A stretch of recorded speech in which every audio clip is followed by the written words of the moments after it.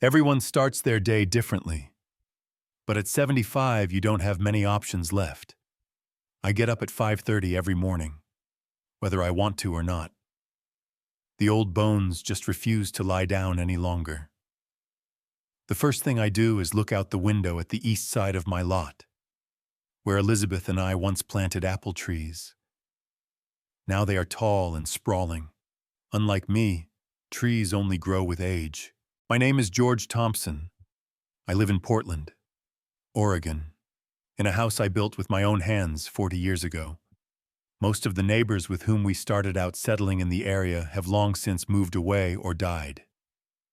There are young families around me now who say a polite hello when they meet, but try not to linger to talk to the old man. Today is Saturday, which means it's a day to go to the farmer's market. It's only 3 blocks away, and this walk is one of the few pleasures left in my life.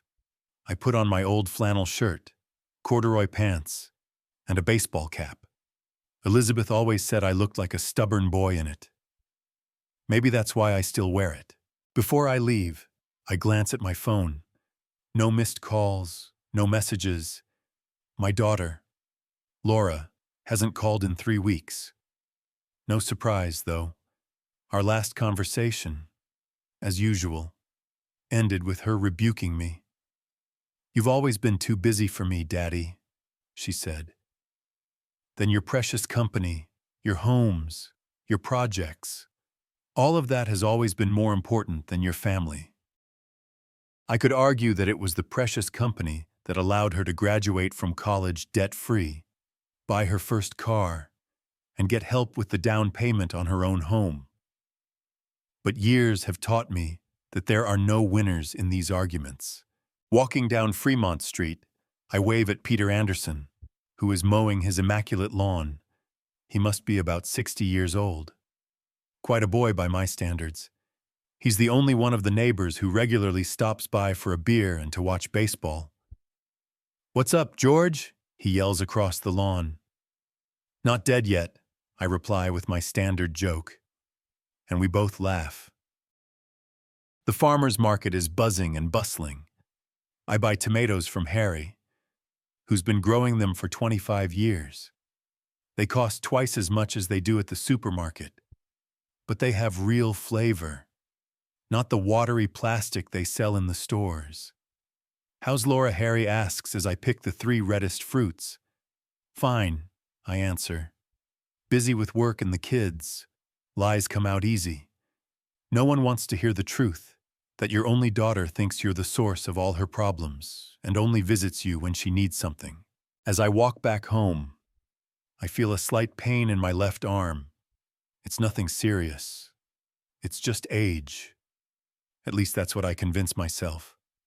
This kind of pain has been happening more and more lately, but I'm too stubborn to go to the doctor.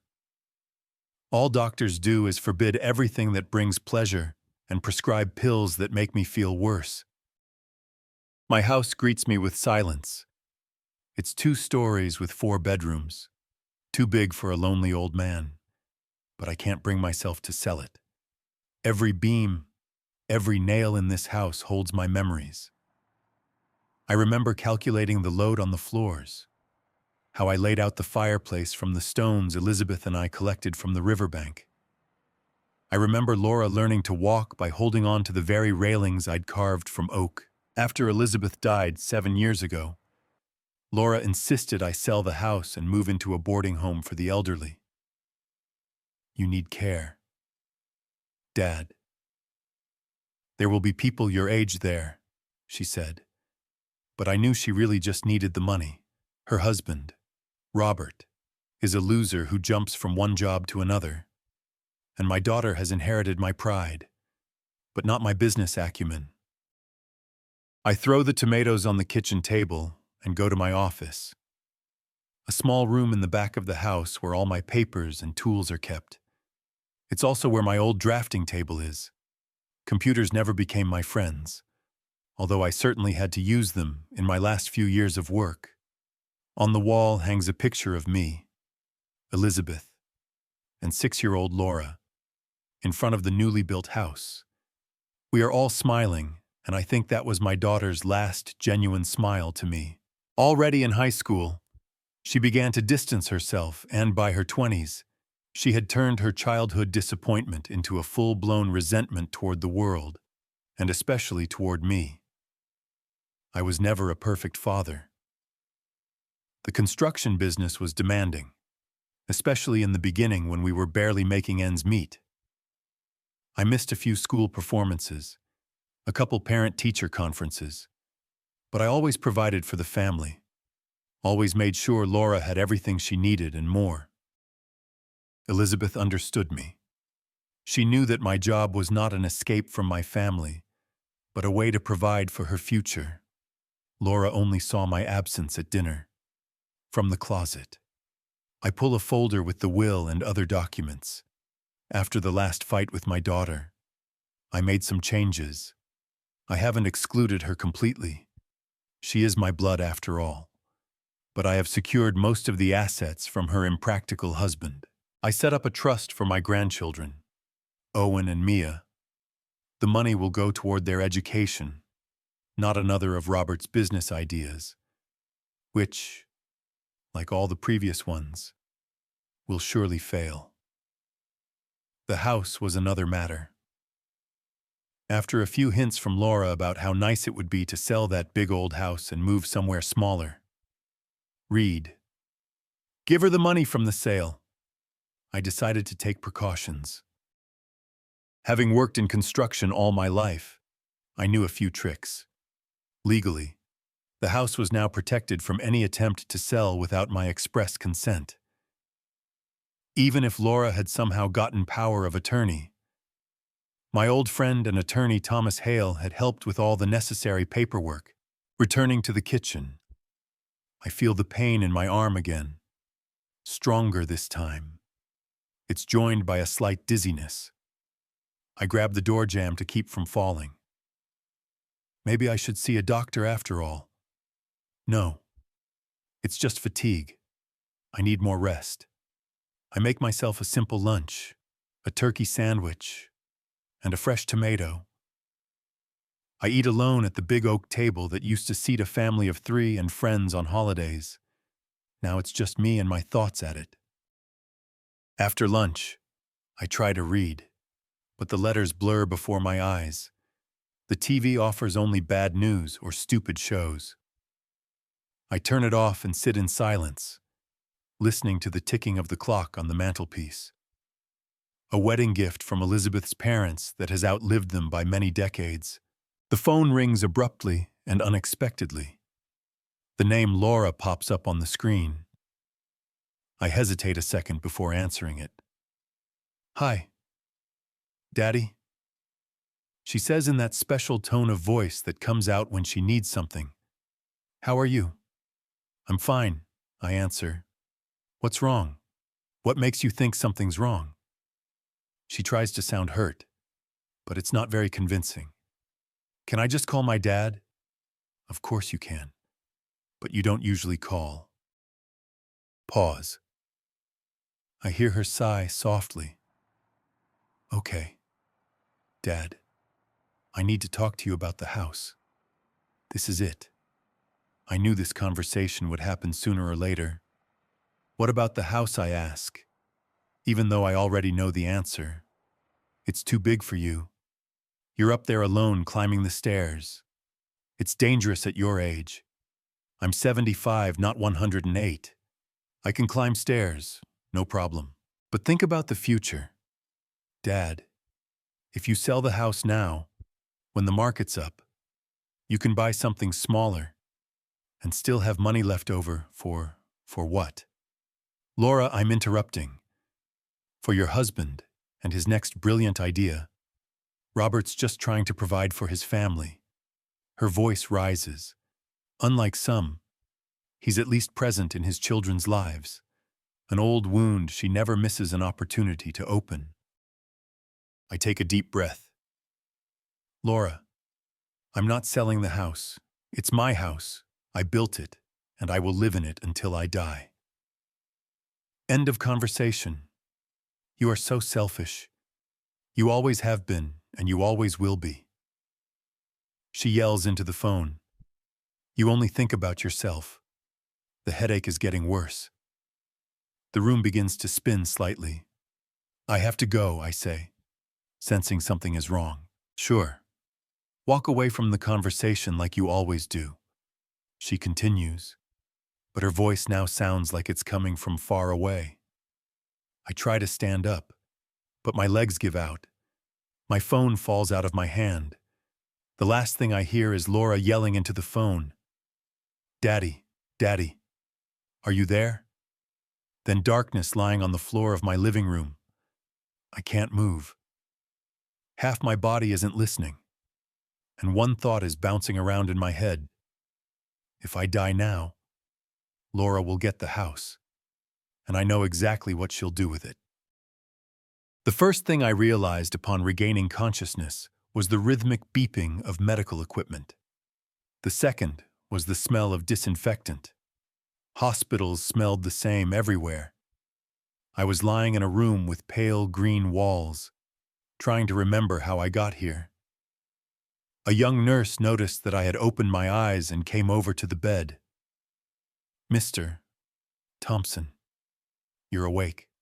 How do you feel? I tried to answer, but I couldn't speak.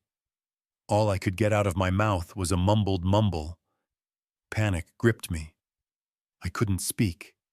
Don't worry, the nurse said, adjusting the pillow under my head. It's normal after a stroke. Speech often recovers. Doctor, Ramirez will be here shortly to explain everything. Stroke. The word echoed in my head. I remembered talking to Laura on the phone, remembered the sudden weakness and dizziness, then the emptiness. Your neighbor found you, the nurse continued as if reading my mind. Mr. Anderson. He came by to see why you hadn't returned his lawnmower and saw you on the floor. You're a very lucky man. If he hadn't found you so quickly, the consequences could have been much worse. Peter, my good neighbor, always said I should carry that emergency call button for the elderly.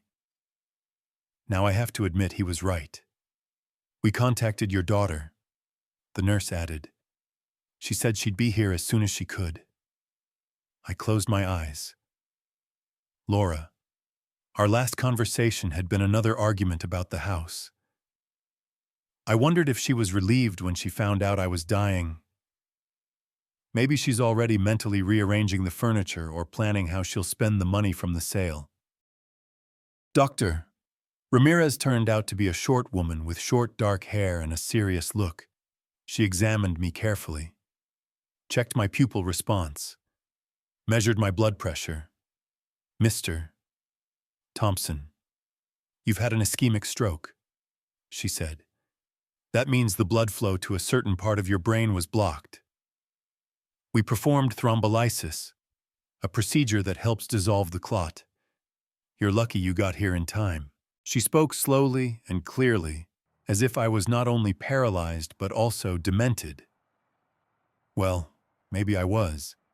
The right side of your body is temporarily paralyzed and you have aphasia, a speech impediment. But with proper rehabilitation, there's a good chance of a significant recovery. I tried to nod, but even that simple movement was difficult. You need to rest. While you're in the hospital, we'll start your rehabilitation. Then you'll need to continue it as an outpatient. The doctor left, and I was alone with my thoughts in my half-paralyzed body. Through the window, I could see a slice of blue sky and the tops of trees.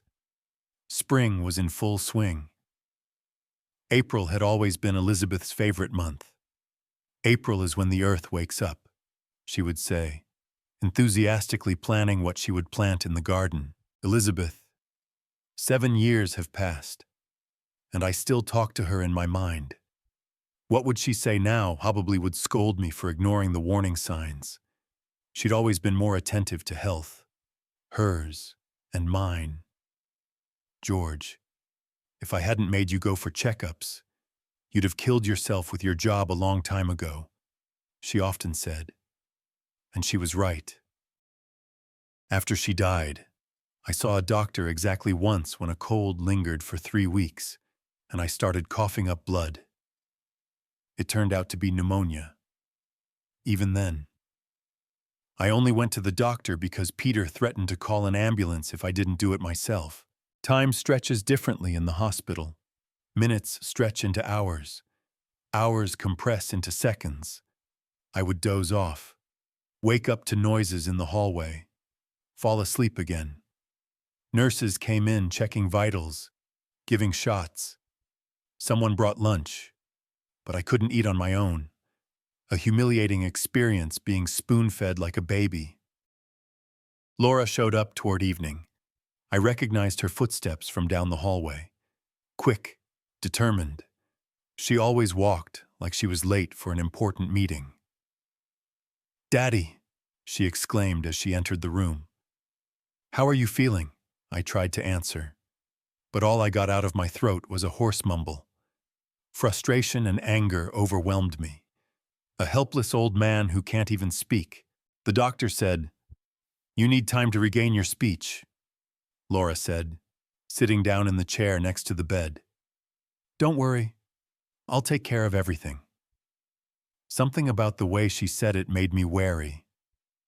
Laura's concern usually meant she would make decisions without asking my opinion. "I talked to Dr. Ramirez," she said. "You're going to need constant care after you're discharged. You can't go home alone." I watched her face. There was no real concern in her brown eyes, so similar to Elizabeth's. There was business-like concern and something else. Impatience. "I think we should seriously consider a nursing home," she continued.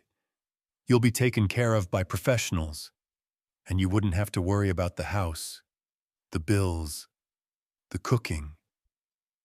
I tried to protest, but all I got was a mumble. Laura patted my arm as if she were soothing a cranky child. "I know you want to come home, Dad, but be realistic. You're 75. You've had a stroke. You can't live alone in a 2-story house." I closed my eyes. Anger throbbed in my temples. The old story, Laura trying to decide for me how I should live my life. And the house again. Always the damn house. I looked at some good places. She opened her purse and pulled out glossy brochures. "This one's particularly good. Oak Ridge. It even has a pool and a library. And it's not far from Robert and me, so we can visit you often." I could barely keep from snorting. They didn't visit me when I lived 15 minutes away. Why would they start now? Laura went on and on about the benefits of nursing homes, but I stopped listening to her. My thoughts took me back in time to when I first noticed this trait in my daughter. The desire to control everything and everyone. She was 13. Elizabeth and I were planning a family vacation, and I asked Laura where she'd like to go. "Crater Lake," she said without hesitation. "But we'd been there last year," I objected. "Why don't we try something new? How about the mountains?" "No," she said. "The lake is better. I can water ski there. There's nothing to do in the mountains."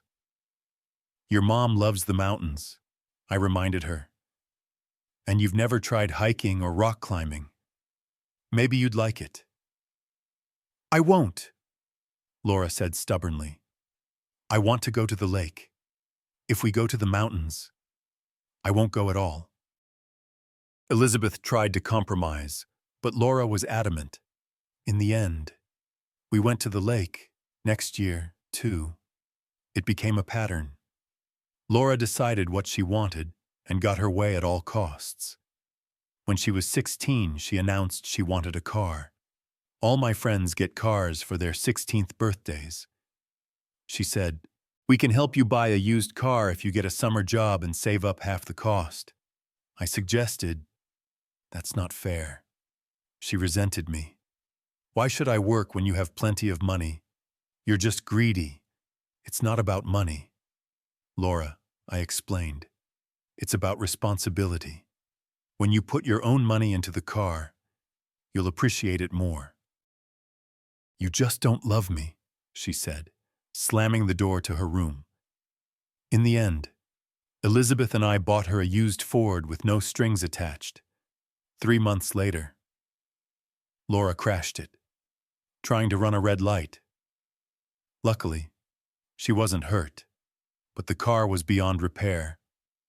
Instead of learning her lesson, Laura blamed the traffic authorities for the poor organization of the intersection. She didn't apologize or offer to somehow compensate for the loss.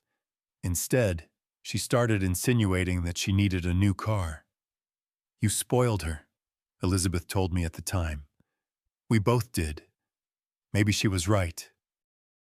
I tried so hard to give Laura everything I didn't have as a child that I didn't notice how it turned her into a selfish person. My father was a plumber.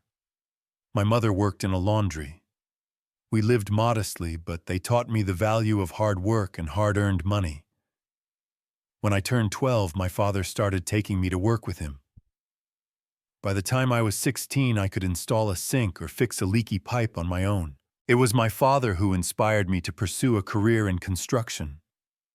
George, he used to say, it's always better to build something with your own hands than to just get paid to sit in an office. I went to a technical college, studied engineering. I worked on construction sites to pay for my studies. I met Elizabeth in my 3rd year. She was studying accounting. We got married a year after graduation. The first few years were difficult. I worked for a small construction company, but I dreamed of having my own business. Elizabeth supported me, even though it meant we had to tighten our belts even tighter. When Laura was born, I was already 32. My company was just starting to get back on its feet. I was working 12 to 14 hours a day, often including weekends. Looking back now, I realize I missed too many important moments in my daughter's life. Her first steps, her first words, her first day of school, all of which I know only through Elizabeth's stories and photographs. When the business finally stabilized, it was too late. Laura had become a teenager, withdrawn and resentful. She didn't want to spend time with me, preferring the company of friends or tucked away on her phone. I tried to make things work. I suggested joint trips, tried to take an interest in her hobbies, but all my attempts were perceived as clumsy and insincere. You think you can just buy my love, she said one day when I offered to pay for a summer camp in the arts she was passionate about. Where were you when I really needed a father? It was painful, but fair. I couldn't turn back time. Couldn't go back and make different choices. I could only try to be a better father now. But Laura wasn't interested in reconciliation. She preferred the role of victim, using her unhappy childhood as an excuse for any of her mistakes and failures. If I had a normal father, I wouldn't have gotten involved with a guy like Justin, she declared, after another failed college romance. When she met Robert, I immediately sensed something wrong. He was 8 years older than her, eloquent and persuasive. But he had the same greed in his eyes that I'd seen in so many failed entrepreneurs I'd encountered over the years. He's using you, I warned Laura after their 3rd date. You didn't even give him a chance, she shouted. You just don't want me to be happy. Robert quickly realized that I had figured him out and did everything he could to turn Laura against me even more. They were married 6 months after they met. I paid for the wedding, a lavish event that they insisted on having at the country club, even though I had suggested a more modest option. As I'd suspected, Robert was a master at spending other people's money. In the first 5 years of their marriage, I had already lost count of the brilliant business ideas in which he invested my money. From importing exotic fruits to investing in some dubious cryptocurrencies. The birth of our grandchildren, Owen and Mia, improved our relationship a bit. Laura allowed me to see them, although each visit was accompanied by transparent hints of financial difficulties. When Elizabeth became ill with cancer, I expected it would bring my daughter and me closer together. But Laura rarely visited her mother in the hospital, always finding excuses: work, children, colds. After Elizabeth's death, the pressure from Laura and Robert intensified. They wanted me to sell the house, the business, everything I owned, and move into a nursing home. It would be best for everyone, they said. It was then that I decided to take precautions. I knew my daughter well enough to realize she wouldn't stop. Her feelings of resentment combined with Robert's greed were a dangerous combination. I sold the company to one of my long-term partners, but instead of putting the money into a regular account, I set up several trusts and investment portfolios. Some of the money went into a trust for my grandchildren, which they would only have access to when they reached the age of 30. The other part I invested so that I could earn a steady income without touching the principal. As for the house here, I was particularly resourceful.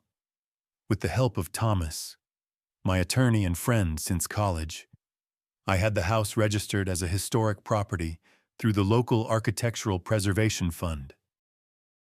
This meant that the house could not be sold or substantially altered without the approval of the foundation's board, which of course included Thomas himself.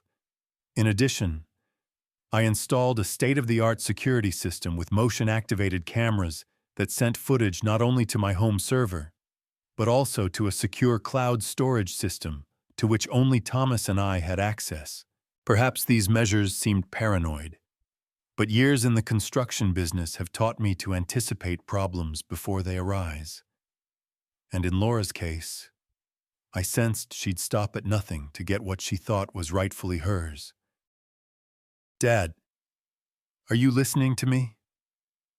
Laura's voice brought me back to the present. I opened my eyes. She was still sitting next to me, holding the nursing home brochures. "I know you can't talk right now, but nod if you understand me," she said. I nodded weakly. "Okay. I'll come by tomorrow and we'll continue to discuss options. In the meantime, get some rest." She got up, leaned over, and gave me a quick kiss on the forehead, a gesture that seemed more like an obligation than a show of affection. Then she left the room, her heels tapping on the linoleum again. I lay staring at the ceiling. Something about her behavior bothered me more than usual. She didn't ask about my health, didn't inquire about my prognosis for recovery. The entire conversation revolved around the house and moving into a nursing home. Suddenly, it hit me. Laura didn't just want me to sell the house. She was already planning something. And my sudden incapacitation came in handy for her plans. I tried to reach for the nurse's call button, but my right hand still wouldn't listen. With my left, I awkwardly fumbled for the button and pressed it. A minute later, a nurse appeared. "What's wrong, Mr. Thompson? Are you in pain?" I shook my head and tried to say something. Nothing came out. "Do you need paper and pen?" she guessed. I nodded. She brought a notebook and a pen. With my left hand, clumsily, I scribbled, "Call Thomas Hale," and added a phone number. "Is this a relative of yours?" the nurse asked. I shook my head and wrote, "Lawyer." Okay. I'll call him tomorrow morning," she said. I shook my head vigorously and wrote, "Now urgent." The nurse looked puzzled, but nodded. "Okay, I'll call now, but it's getting late. Mr. Thompson, I may have to leave a message." I nodded, feeling somewhat relieved. Maybe I'm being paranoid. Perhaps Laura really is just concerned for my well-being, but my instinct, which had rarely failed me in all these years, was screaming danger, so I learned to trust my instinct. The third day in the hospital brought marked improvement. In the morning, I found I could move the fingers of my right hand. Not much, but it was progress. Speech, too, was gradually returning. Words came out garbled, slow, but I could say simple phrases. Vasta novo leilaying is going well, I said with difficulty to the speech therapist. A young woman named Sarah who came twice a day for sessions. That's great. Mr. Thompson, she smiled broadly. You are progressing faster than many of my patients. Keep it up, and soon you'll be able to speak almost normally. Thomas arrived around noon, tall, lean, with silver hair and a straight back. He always looked like a man who could be trusted with the toughest cases. That's why he was such a successful lawyer. George, you old fox, he said, sitting down beside the bed. What have you done this time in stroke? I squeezed out, trying to smile. Yeah, the nurse said. You scared me. His eyes behind his stylish, thin-rimmed glasses scrutinized my face. She also said you insisted on calling me urgently. What happened, Laura? I said home. Thomas frowned. You think she's up to something with your house? I nodded. She's been here. She was talking about the house of the elderly. Thomas pulled a notebook and a pen out of his briefcase. Here, this will make it easier. I took the pen with my left hand and clumsily wrote, Check the house cameras. Thomas nodded. I'll do it. Do you want me to look at the security footage? I nodded. What about your files? Are they still in the safe in the office? I nodded again and added, The key is in the book, Moby Dick. Thomas grinned. Classic place for a key? Don't worry. I'll check everything. If Laura's up to something, we'll be ready. He stayed a little longer, talking about nothing. His new car, his grandson going off to college, how his wife had finally retired and was now pestering him about traveling. When he left, I was somewhat relieved. Thomas was not just my lawyer, but one of my few true friends. I knew he would take care of everything. After lunch, the physical therapist came in, an energetic middle-aged woman who had me do a series of exercises to regain mobility. By evening, I was exhausted and dozed off right after dinner. I awoke to the ringing of my cell phone, which the nurse had left on the nightstand next to my bed. The name Laura popped up on the screen. I took a deep breath and pressed the answer button. Daddy, is that you? My daughter's voice sounded unusually excited. Yes, I answered, trying to speak as clearly as possible. Oh, you can talk already. That's wonderful. There was no sincere joy in her voice, only nervousness. Daddy, I have amazing news. You're not going to believe this. I waited without interrupting her. I'm getting married, she blurted out.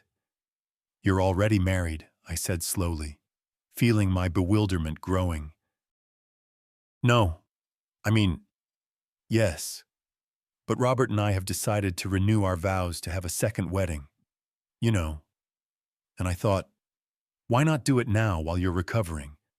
It'll give you extra motivation to get better. I didn't say anything. Laura had always been a bad liar. When she was nervous, her voice would get higher and her speech would get faster. Now she was practically gibbering.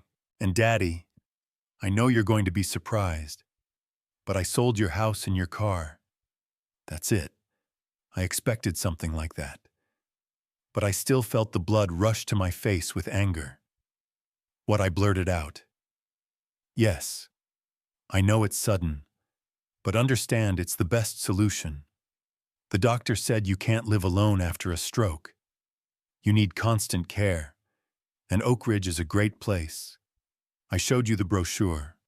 Remember, But there's a big down payment, and the monthly fee's a lot of money, too. She was talking fast like she was afraid I'd interrupt her. So, I decided to act quickly.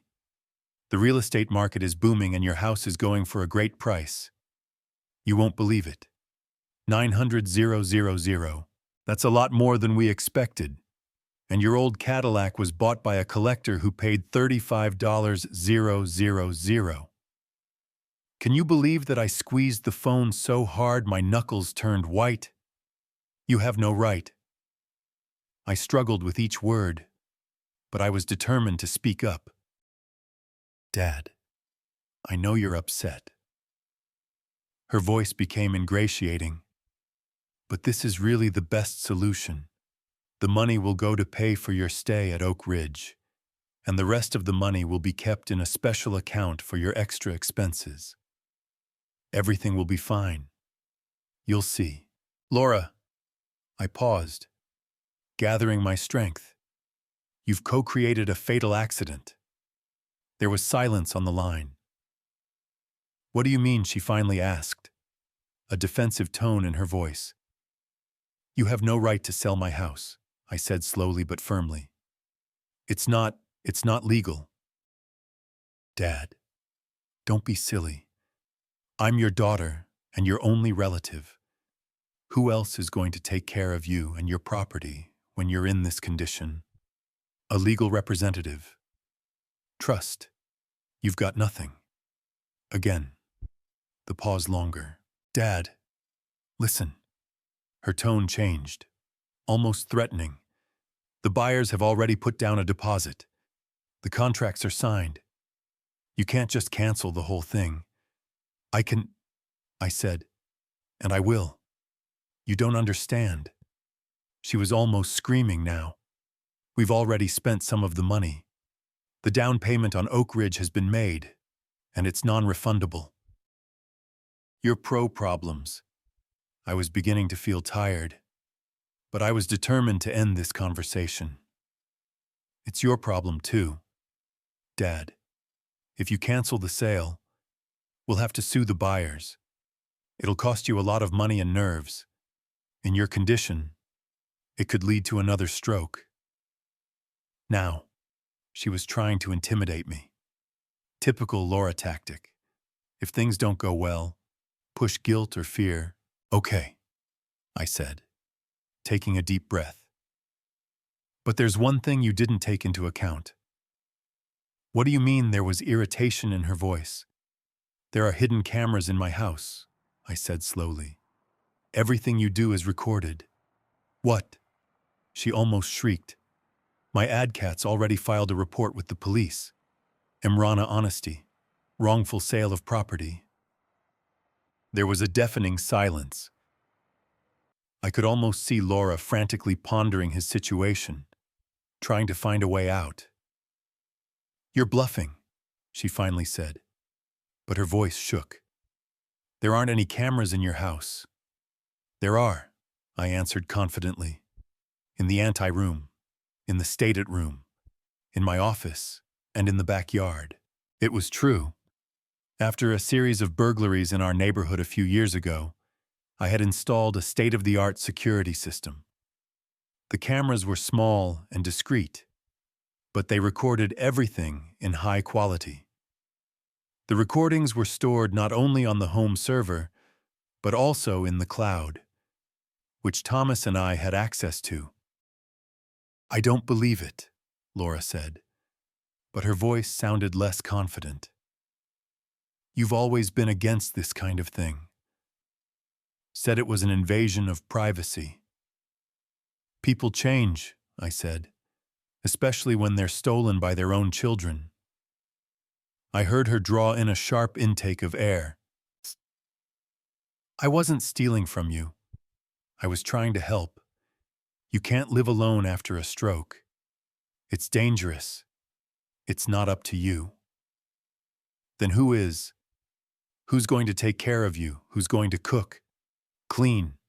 Make sure you take your meds. I'll get help. I said, with my own money, not yours. Daddy, you don't understand. Her voice became pleading. We were doing it for your own good. I questioned. Is Robert in on this, too? Laura was silent, and the pause was long enough for an answer. Sure, I continued. Whose idea was it, yours or his? It doesn't matter, she mumbled. We're a family. We make decisions together. Family doesn't steal from each other. Dad. Listen, Laura started, but I interrupted her. No, you listen. I'm going to give you one chance. I'll give it back. I want my deposit back. Explain. You made a mistake. That's impossible, she exclaimed. I told you we've already spent some of the money. On what I asked, even though I already knew the answer. Pause. For the down payment on Oak Ridge. Lies, I said. For what exactly? Another long pause. Robert had some debts, she finally said quietly. We used some of the money to pay them off, but it's only temporary. We'll pay it all back as soon as his new business starts turning a profit. I grinned bitterly. Another of Robert's brilliant business ideas. How many have there been already? 10, 15, all failed. What business this time? I asked, not hiding my sarcasm. Importing environmentally friendly building materials from Scandinavia. Laura answered quickly. It's a growing market. Robert has already found suppliers and is negotiating with local developers. In a few months, we will triple the amount invested. It's the same old thing. Loud promises, minimal knowledge of the market, complete lack of experience in his chosen field. Classic Robert. How much did you take? I asked. What? How much money have you spent so far? Laura hesitated. $150,000, she finally admitted. But we'll get it back. I swear. Daddy, $150,000. The money they stole from me by selling my house without my consent. My own daughter.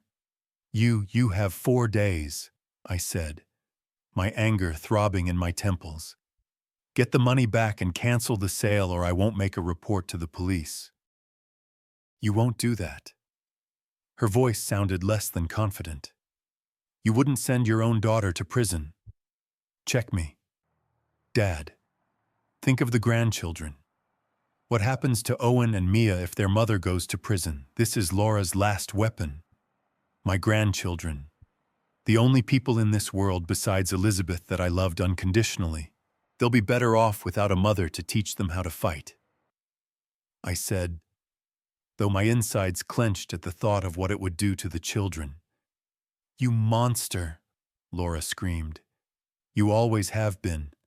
All my life you've thought only of yourself, of your money, of your precious house. Never about me, never about our family. Old accusations, old grudges. I've heard them 1,000 times. 4 days, I repeated. After that, I'll talk to the lie. Daddy, please. Her voice suddenly became pitiful. We can't get the money back so soon. Give us at least a month. 4 days, I was adamant. And no contact with the QA Pats of the house. My Adwa cat's already in touch with them. It was a bluff. I didn't know if Thomas had already talked to the buyers, but Laura didn't need to know that. That's impossible, she exclaimed again. Where are we going to get $150,000 in 4 days? Sell your house, I suggested. Or Robert's car, the one I gave him for Christmas. You know, we can't do that. We've got a mortgage. The kids go to private school. Not my problem. I could feel the fatigue coming in waves. The conversation was taking its toll. 4 days. Laura, don't call until you're ready to pay the money back. Dad! Wait. She sounded desperate. Let's talk about this. There has to be some kind of compromise. Compromise was possible before you sold my house behind my back. I said, "It's too late now." "But I'm your daughter," she exclaimed. "Your only daughter. Would you send me to prison for money, not for money?" I said, "because of betrayal." With these words, I pressed the end button. The phone immediately rang again, but I didn't answer it. After the third ring, it went silent. I leaned back on the pillows, feeling a mixture of anger, frustration, and deep sadness. My own daughter, flesh and blood, the only living person linking me to Elizabeth. What have I done wrong? Where did I go wrong in raising her? Did I really pay too little attention to her? Or on the contrary, too pampered? Did not teach to appreciate what you have? Did not show that in life you need to earn, not just take? The phone rang again. This time it was Thomas. "George," he said without preamble, "I've been going over the security footage. Laura did bring some people to the house, some potential buyers, and some man in a suit, maybe a realtor or a notary." "I know," I said. "She called it in. She sold the house for $900,000 and the car, too." "God damn it," Thomas swore. "Without power of attorney, without your consent. That's fraud." "Yeah. I gave her 4 days to get the money back and cancel the deal. Then we're going to the police." Thomas is quiet. "Are you sure you want to go down this road? George, it's your daughter." "I'm sure," I said firmly. "She has to realize that actions have consequences." "Okay." Thomas sighed. "I'll contact the buyers of the house and explain the situation. They'll probably cancel the contract themselves when they find out that Laura had no right to sell the property." "Thank you. What about the car?" "Same thing." "Got it. I'm on it. You rest up and get your strength back." We said goodbye, and I put my phone on the nightstand. Outside the window, dusk was falling. The day was coming to an end. One of the hardest days of my life. A nurse peeked into the room to give me my evening injection. "Is everything all right, Mr. Thompson?" she asked, noticing the look on my face. "You look upset. See my family problems?" I answered. She nodded understandingly. "The hardest, but you're recovering very well. Doctor Ramirez says that if you keep this up, you should be discharged in a week." I nodded, wondering what was waiting for me at home. Or rather, was home waiting for me? Would Laura keep his word and cancel the sale? Or would she decide she was bluffing as much as I was? Who would have thought that at 75 I would have to fight my own daughter for the right to live in a house I built myself? Life is full of irony. I closed my eyes, feeling the medication administered by the nurse begin to take effect, plunging me into a sleepy stupor. My last thought before falling asleep was of Elizabeth. What would she say when she saw what our daughter had become? And what would she advise me to do? I didn't know the answer. But I was sure of one thing. I wouldn't let Laura take away the last thing that connected me to the past, to the life we'd built with Elizabeth, even if I had to send my own daughter to prison to do it. The next morning brought clarity to both my head and the weather. Sunlight streamed through the hospital room window, forming a golden rectangle on the floor. My speech continued to improve. Words still came out slower than usual, but without the painful pauses between syllables. My right hand was doing better, too, though my fingers were still clumsy. At 10:00 in the morning, a nurse came into the room. "Mr. Thompson, you have visitors, 2 men, one of whom identified himself as your lawyer." "Send them in," I answered, rising up on the pillows. Thomas was the first to enter, impeccably dressed as always, carrying a dark leather briefcase. He was followed by a stranger, a stout man in his 40s in a dark blue suit. His weary gaze and straight posture made him look like a policeman, even without his uniform. George. Thomas shook my left hand. This is Detective Harrison from the fraud squad. The detective nodded and shook my hand as well. Mr. Thompson, I'm glad to see you're feeling better. Mr. Hale told me about your situation. I need to ask you a few questions if you don't mind. Sure. I pointed to the chairs by the bed. Have a seat. They sat down next to each other, and the detective pulled out a small notebook. Mr. Thompson, do you confirm that your daughter Laura Coleman sold your house and car without your consent or knowledge? Yes. I answered firmly. She called me yesterday and reported it to me as a fait accompli. Did Miss Coleman have any legal rights to dispose of your property? Power of attorney, joint ownership, anything like that? No, she did not. I never gave her power of attorney. The house and the car are registered in my name only. Harrison made a note in his notebook. According to Mr. Hale, do you have video footage of Miss Coleman bringing potential buyers to your house? I looked at Thomas, and he nodded. Yes, I have a video surveillance system installed. Mr. Hale has reviewed the footage and can provide it to you. He already has, Thomas interjected. I sent the files to Detective Harrison this morning. Harrison nodded again. Mr. Thompson, do you know who bought your house? Do you have any information about the buyers? No. I shook my head. Laura only said she sold the house for $900,000 and the car for $35,000. She didn't give any details about the buyers. I see.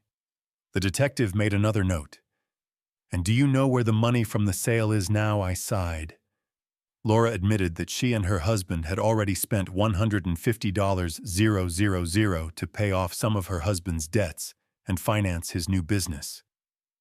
The rest, I assume, is still in their possession. Harrison raised his eyebrows. So, not only did they illegally sell your property, but they've already spent some of the money. Exactly. I confirmed. The detective closed his notebook. Mr. Thompson, based on the information and video evidence provided, we have every reason to file criminal charges against your daughter for fraud and misappropriation of property. These are serious charges that could result in jail time. Are you sure you want to proceed? I felt a heaviness in my chest. It's one thing to threaten Laura with the police, hoping she'll come to her senses. It's quite another to actually prosecute your own daughter. Mr. Hale said you gave Miss Coleman 4 days to return the money and cancel the transactions. Harrison continued. Is that correct? Yes, I confirmed. Yesterday, I told her that if she made things right within 4 days, I wouldn't go to the police. But frankly, I don't believe she can do that. We've already contacted the buyers of the house. Thomas interjected. The Baker family. They were shocked to learn that Laura had no right to sell the house. They are ready to cancel the deal, but they want to return the deposit. $150,000. And the car, I asked.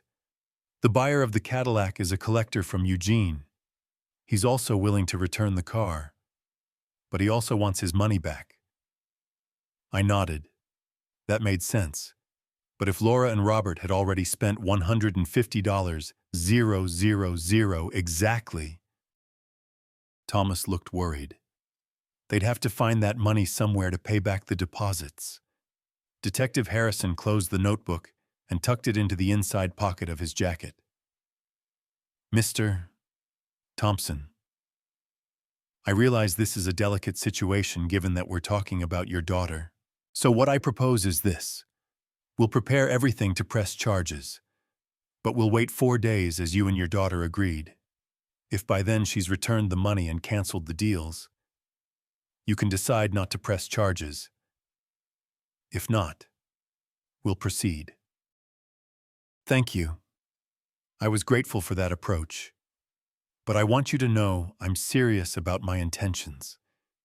If Laura doesn't make things right, I'm prepared to go all the way.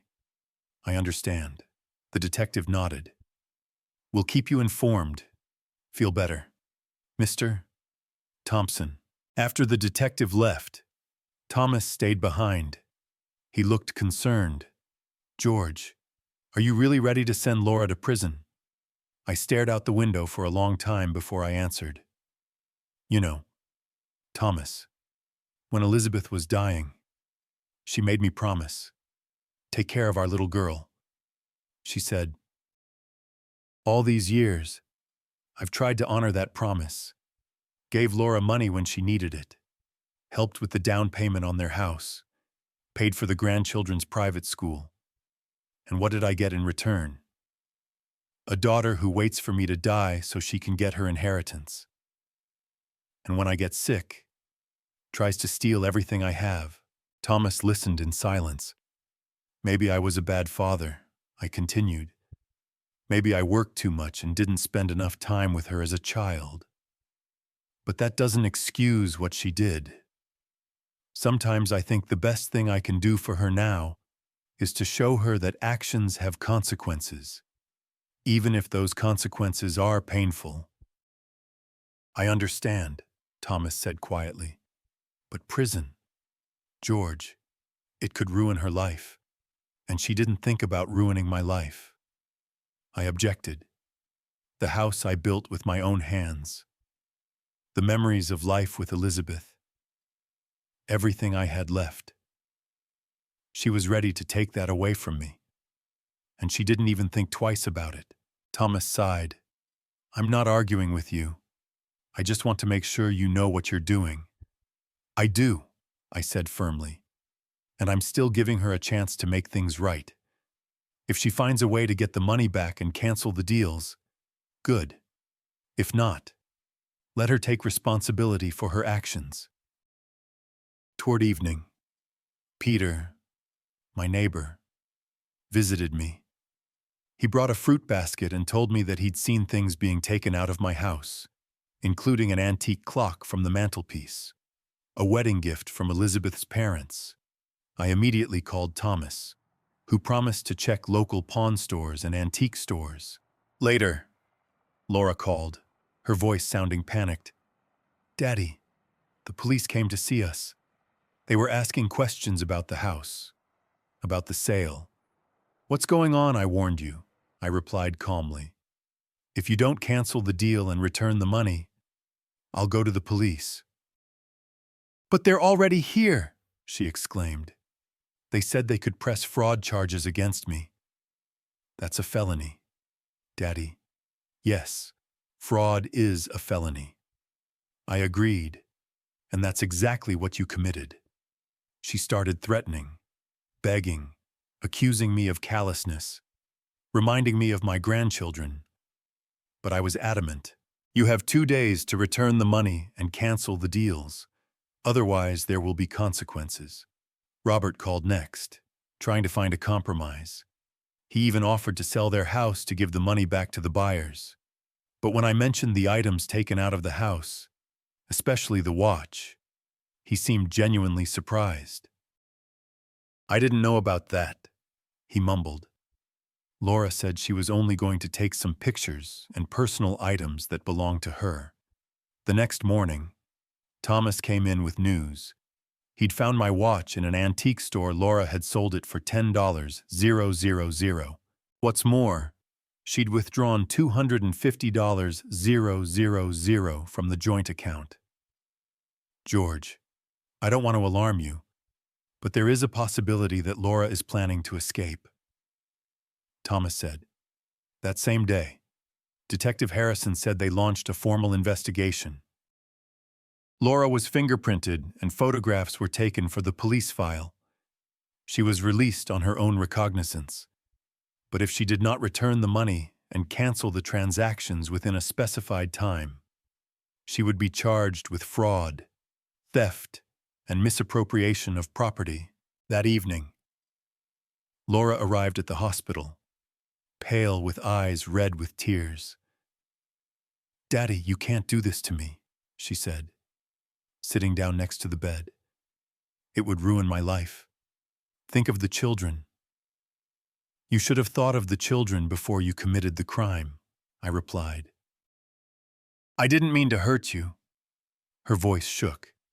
I don't know what came over me. Robert said this was a great opportunity, that we could finally get out of debt, that you couldn't live on your own after your stroke anyway, and you decided the best way out was to sell my house behind my back. I shook my head. Laura, you could have just talked to me. Ask for help. I would have listened. You never listen, she exclaimed. You always do things your own way, like you're doing now. I grinned bitterly. We looked at each other for a long time. Two stubborn people, two Thompsons, unable to give in. What do you want from me? She asked at last. I want you to return all the money, cancel the deals, and return all the things you took from the house, I answered, including the watch you sold. I can't, she whispered. The money, most of it has already been spent or transferred to Robert's investments. And the watch, the store had already sold it to some collector. I closed my eyes, feeling everything inside clench with pain. The watch that meant so much to Elizabeth and me was now in some stranger's possession. Then I can't help you, I said. Save consequences, Laura. They always have. Are you really going to let your daughter be sent to prison? Her voice was barely audible. No, I answered, looking her straight in the eye. I'm not going to let you go to prison. You're sending yourself there by your actions and your refusal to undo what you've done. Laura stood up, tears streaming down her cheeks. You never really loved me, she said. You always cared more about money, work, home, everything but me. Everything but me. That's not true, I said quietly. I loved you more than anything in the world. I still do. That's why I can't let you ruin my life thinking that you can steal and cheat with impunity. Goodbye, Daddy, she said, and walked out of the room without looking back. I knew I would probably never see her again, at least not on the outside. The thought tore at my heart, but I was determined to see it through. Sometimes love means allowing a person to face the consequences of their actions, even if those consequences are painful. Especially if those consequences are painful. Friday, the day of my discharge from the hospital, came clear and warm. Doctor. Ramirez gave me one last checkup, nodding in satisfaction as I effortlessly raised my right arm and coherently answered all of her questions. Mr. Thompson, your recovery is progressing at an impressive pace, she said, making notes on my chart. However, there is still a lot of work to be done. You need to continue with speech therapy twice a week and physical therapy 3 times a week. And as we discussed, you should not be alone anytime soon. I've hired a nurse, I replied. She'll come during the day and my roommate Peter will stay with me at night. At least at first. Doctor. Ramirez nodded. Good. I'll write all the necessary prescriptions and referrals. I'll see you in 2 weeks for a checkup. Peter came to pick me up around noon. His old Ford stopped at the hospital entrance and he helped me into the passenger seat, putting my wheelchair in the trunk. The doctors insisted I use it for the first time, even though I could already walk short distances on my own. How does it feel to be back in the world of the living? Peter asked, pulling out of the hospital parking lot. It's weird, I admitted. It felt like months, not days. We drove through the familiar streets of Portland, past the university campus with its old buildings, past the coffee shops filled with students, past the park where Elizabeth and I often walked on weekends. The town lived its normal life, unaware of the drama playing out in my family. "Had you heard from Thomas?" I asked, looking out the window. Peter hesitated to answer. "Yes, he called this morning. He wanted to come to the hospital, but I told him I was on my way to pick you up. He'll be waiting for us at your house." There was something in his voice that made me uneasy. Is something wrong? "I'd rather let Thomas tell me," Peter said evasively, and I decided not to insist. When we got to my house, Thomas's car was at the gate, and a police car was parked next to it. My heart clenched. Something had obviously happened. Thomas and Detective Harrison were waiting on the porch. Both had serious looks on their faces. "George." Thomas helped me out of the car and into the wheelchair. "It's good to see you home. What happened?" I didn't waste time with pleasantries. Thomas and the detective looked at each other. "Let's go inside," Harrison suggested. My house greeted me with silence and the faint smell of dust. Everything looked the same as the day the ambulance took me away. The same clutter on the coffee table. The same book open in the middle lying on the arm of the chair. Only there was no clock on the mantelpiece. Its absence was painfully jarring. We settled down in the living room. Peter made coffee for everyone, and I waited impatiently for an explanation. "George," Thomas finally began, "we have a problem. Laura's disappeared." "What do you mean disappeared?" I felt a chill run down my spine. "She didn't show up for her scheduled meeting at the police station yesterday," Detective Harrison explained. "We sent a patrol to her house, but no one was there. Neighbors said they saw her and her husband loading suitcases into the car 2 days ago. Said they were going to a relative's house for the weekend." "Are the kids with them?" I asked, thinking about the grandchildren. "Yes." Harrison nodded. "We checked. The kids didn't show up for school on Thursday and Friday. We also found that Laura closed all her bank accounts and withdrew all her money in cash," Thomas added, "and sold her car through a free classified website. The buyer confirmed that he'd paid cash." I leaned back in my chair, trying to make sense of what I'd heard. Laura had escaped. With my money. With my grandchildren. Probably forever. "We put out an APB on her," Detective Harrison said.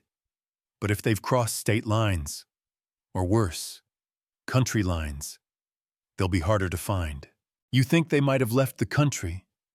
I felt panic rising inside. "It's possible," Harrison admitted. "We don't have records of airline tickets purchased in their names, but they could have used private carriers or crossed the border into Canada by car." I closed my eyes, feeling a mixture of anger and deep sadness. Part of me wanted to scream with rage. The other part, the part that was still a father, was worried about Laura and the grandchildren.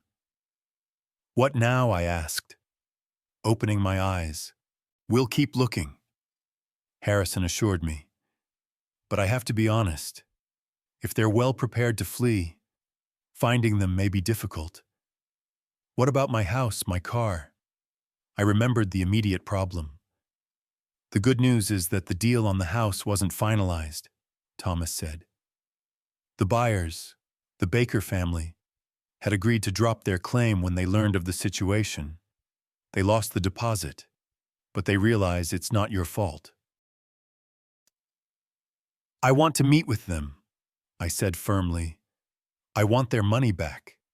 "But George, it's not your responsibility," Thomas objected. "Laura was supposed to return the deposit." "I know she did, but she ran off with my money. The least I can do is compensate the innocent people affected by her actions." Thomas nodded, realizing it was useless to argue. "Good. I'll make an appointment." "And the Cadillac I asked?" That's a little more complicated. Thomas admitted the buyer had already resold it to another collector in California. We could sue, but that would take time. I sighed. The car was dear to me, but that seemed like the least of my problems at the moment. Okay, we'll deal with that later.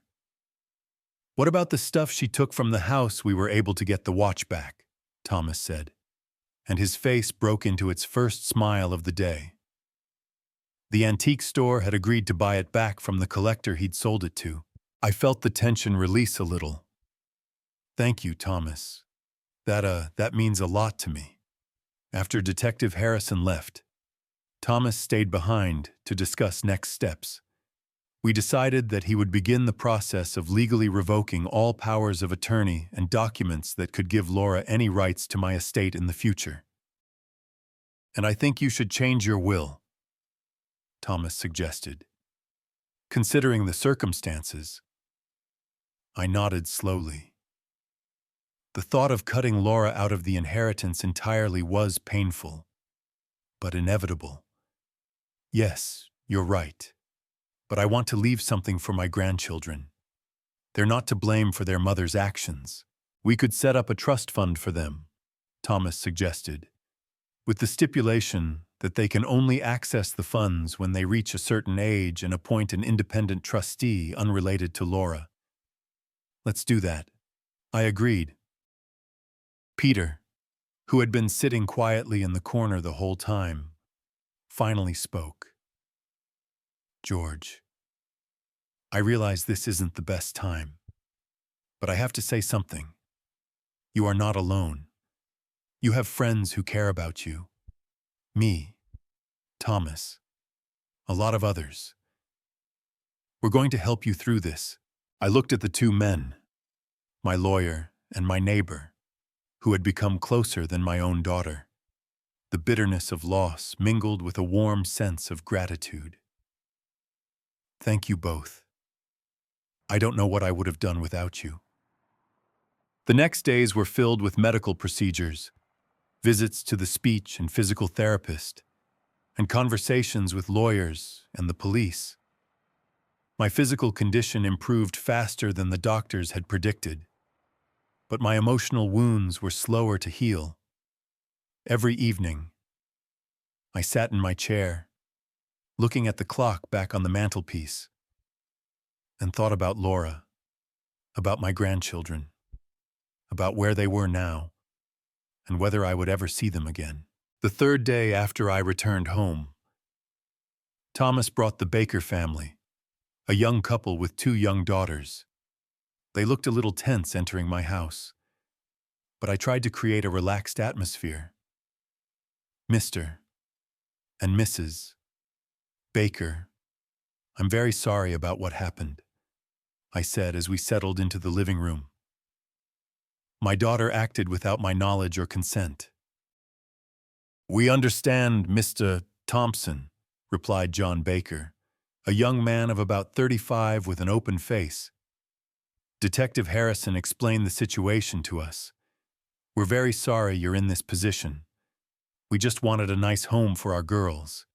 His wife, Emma, added, hugging their youngest daughter. We really liked your house, but we don't want any trouble. I looked at their children, a blonde-haired girl about 8 years old, and a baby girl no older than 4. They reminded me of my grandchildren, and my heart clenched with pain. I want to pay you back the deposit, I said, pulling out the checkbook I'd prepared in advance. $150,000. You don't have to suffer because of my daughter's actions. John looked surprised. Mr. Thompson, you don't have to do this. Legally, it's your daughter's responsibility. I know. I nodded. But it's the right thing to do. And I'll feel better if I make up for what she's done. I wrote a check and handed it to John. He took it with obvious hesitation. I don't know what to say. Mr. Thompson, that's very noble of you. Tell me, are you still looking for a house? I asked. suddenly struck with an idea. Yes, Emma answered, but there aren't many on the market in our price range right now. I exchanged glances with Thomas, and he nodded faintly, understanding my train of thought. What if I paused, thinking about what I was saying? What if I sold you the house for a fair price with all the legal formalities? The Bakers looked stunned. But we thought you didn't want to sell the house, John said. I didn't want to when Laura tried to make me. I admitted, but now that I look at your family, this house is too big for a lonely old man. There should be children here. Laughter life, like when Elizabeth was alive and Laura was little. Are you sure? Emma asked, but there was hope in her eyes. I'm sure. I nodded. Of course. It'll take me a while to find a new place to live and pack. But if you're willing to wait a couple months, the house is yours. John and Emma looked at each other, silently consulting each other. We'd be delighted, Mr. Thompson, John said at last, but only if you really want us to. I do, I said, and for the first time in a long time, I felt like I was making the right decision. Thomas would help with the paperwork, and this time it would be legal. After the Bakers left, Thomas looked at me with surprise. Are you sure? George, I thought you'd never want to part with this house. I thought so too, I admitted, but recent events have made me rethink a lot of things. This house is full of memories, good and bad. Maybe it's time to create new memories in a new place. And where will you move to? I looked out the window thoughtfully. I thought about a little house by the lake. Remember when you and I went fishing there last summer? I liked that neighborhood. Quiet, peaceful, nature close by. Thomas nodded. Good choice. I'll help you find the right one. Over the next month, I slowly recovered physically and rebuilt my life. I met with realtors, looked at house options, and began sorting through my belongings, deciding what to take with me into my new life and what to leave behind. There was no word from Laura. The police continued their search, but there was no sign of her. Thomas hired a private investigator who suggested that they might have gone to Canada or even farther away to Central or South America. I often thought about my grandchildren, how they would adapt to a new life, a new school, a new language. I hoped that Laura was at least taking proper care of them. One morning, going through the mail, I found an envelope with no return address. Inside was a postcard with a view of some tropical beach and a short note. We're fine. The kids miss you. L. I sat looking at that postcard for a long time. No apology. No explanation. Just a short message to let me know they were alive. I didn't know whether to be thankful for it or even angrier. In late June, I found the perfect house. A small but cozy lakeside cottage about an hour from Portland, with a spacious porch overlooking the water, a private dock for the boat I planned to buy, and a garden where I could grow tomatoes and other vegetables. The deal with the Bakers was finalized in mid-July. They paid a fair price, a little below market value, but it was my decision. I wanted a happy family to live in this house. On moving day, as the last boxes were loaded into the truck, I took one last walk through the empty rooms. So many memories, so much life within these walls. Laura's birth, her first steps, school holidays, quiet evenings with Elizabeth by the fireplace. The last days of my wife's life. In each room, I stopped and said goodbye to the past, to the pain, to the disappointments. I didn't want to carry that weight into a new life.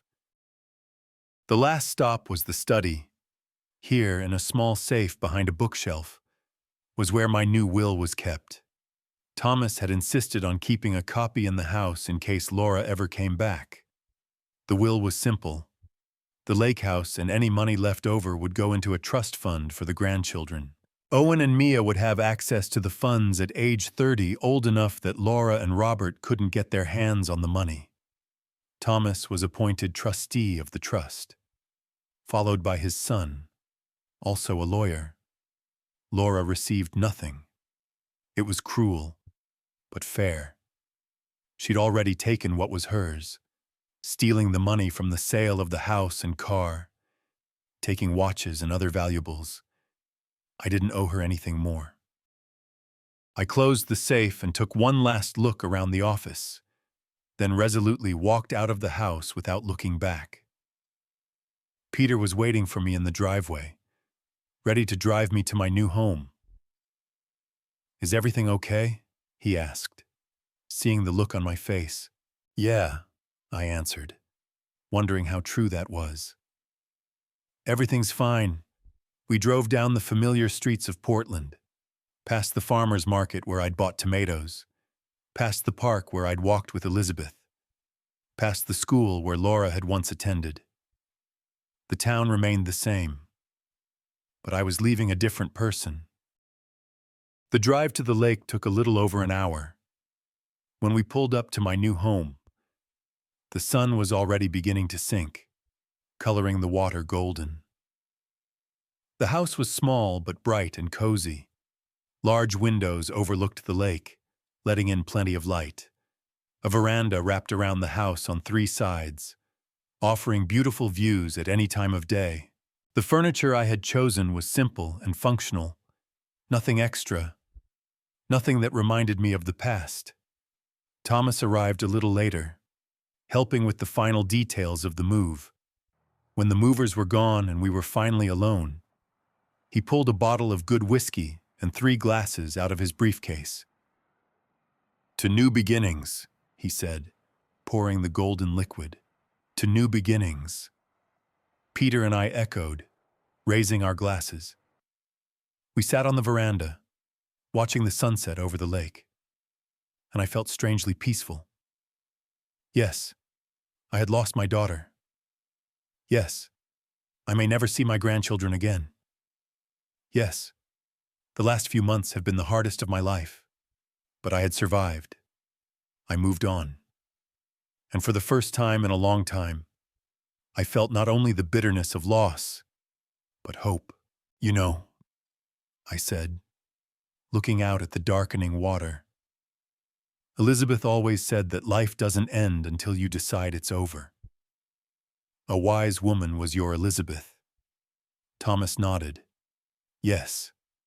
I smiled at the memory. Yes, she was. I thought about the future, the fishing trips on the lake, the new neighbors I'd already met, the books I'd wanted to read for a long time, the trips I'd been putting off. Life wasn't ending. It was just taking on a new form. And in this new form, there was no room for betrayal, for lies, for toxic relationships, only for honesty, friendship, and the peace I'd earned in my declining years. I took a sip of whiskey, feeling the warmth spill over my body, and thought that maybe it was all for the best. Sometimes you have to lose something precious to realize what's really important. And what was important to me now was not the walls of the house, not material possessions, not even family ties if they were based on lies. What was important was honesty, dignity, and the ability to start over. Even at 75, I looked out at the lake, at the first stars appearing in the darkening sky, and knew I had made the right decision. My life was not over. It was just beginning a